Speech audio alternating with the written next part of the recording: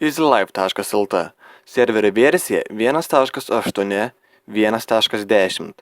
Mūsų serveris yra unikalus tuo, jog jame galėsite patirti kitokį Minecraft žaidimo stilių, bei čia rasite įvairiausių rankų, bosų ir dar daug kitų žaidimo ypatumų. Žaidėjai lauks daugybę nuotykių bei įspūdžių, netruks ir veiksmo bei teks spręsti įvairiausias mįsles. Taip pat serveryje rasite istoriją, kurią reikės pereiti. Tai tikrai manome, jog žaisti nebus nuobodu. Taip pat serveryje susipažinsite su nauja quest sistema, už kurią būsite apdovanojami patirties taškais, pinigais bei įvairiausiais daiktais. Serverį atnaujinsime reguliariai pagal žaidėjų pageidavimus ir pasiūlymus. Serveris buvo sukurtas pagal istoriją, kurią dabar jums ir papasakosiu. Seniai, kai dar tik atsirado Minecraft pasaulis, buvo sukurti Steve'as ir Alex. Jų dėka žmonių daugėja. Visi garbino pirmuosius žmonės, kol galiausiai atsirado blogieji žmonės, kurie kėsinosi užkariauti pasaulį.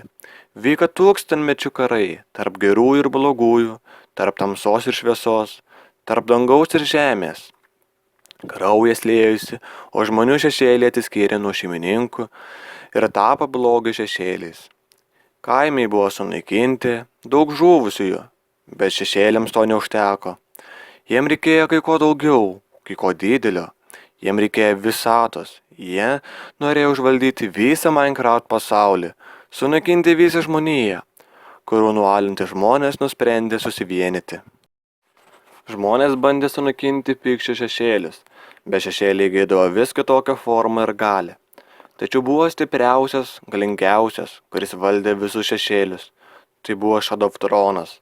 Jis buvo įvaldęs šešėlį pykčio meną, kuriuo valdė šešėlius ir suteikė jiems galias bei atimdavo iš žmonių šešėlius.